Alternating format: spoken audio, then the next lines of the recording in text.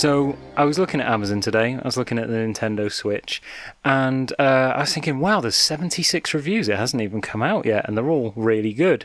And the one at the top was 3 out of 5, and I thought, oh, I'm intrigued, I'll read this.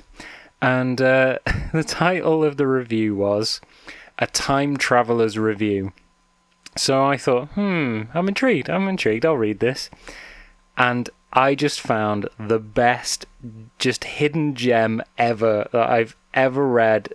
I've just never read a review like this before. I just thought it was hilarious and amazing, and I just had to share it with everyone. Okay, so I'm going to read this review from... I won't name the full name of the guy, but he says his name's Luke. So it says... My name is Luke. I'm a time traveler from the year 2020.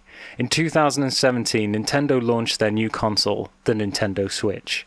1 month later, in a shock announcement, Sega announced the Dreamcast 2.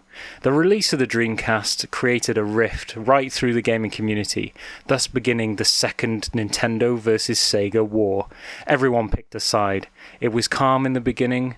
Just the usual Facebook keyboard battles. Mario is just a fat plumber who can't run fast. Sonic can't even fix a boiler. Admittedly, these arguments were not the most creative. Sadly, things quickly escalated into violence in the streets. Over the last 3 years, I've lost too many. Too many to count. I was in my underground bunker, hoping that the roof would continue to hold through the next round of bombings. I was alone. I couldn't let anyone else see my dark secret. A secret I was too scared to reveal. I owned both consoles. I thought it was logical. The way I could play all the games. Surely I could be on both sides, right? I wasn't the only one. Phil owned both too.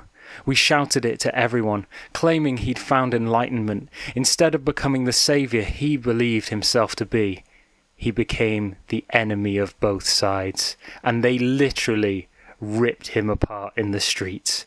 I knew I had to do something, to find a way to save everyone. The only way was to go back in time and stop the Dreamcast from ever launching. It was too late for the Switch. Nintendo would just do something else, but it wouldn't take much to stop Sega and convince them they should stay as software developers. Using components from both consoles, I created a time machine. I travelled back to 2015 and went straight to Sega with the new idea, Sonic Mania. The idea was so genius that they immediately abandoned Project Dreamcast and put all their resources into Sonic Mania. The war was prevented. I saved everyone.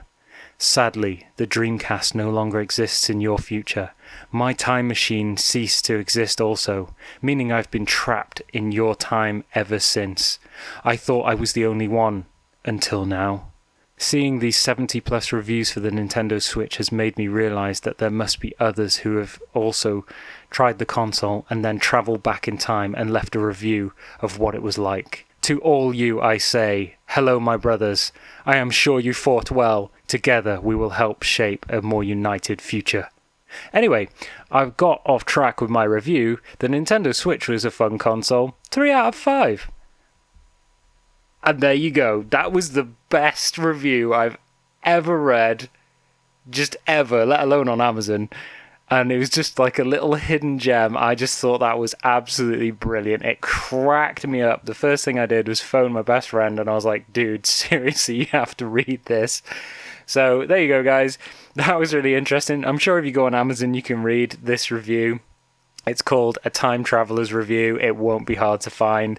So thanks for watching, guys. Please give us a thumbs up if you thought that was funny too.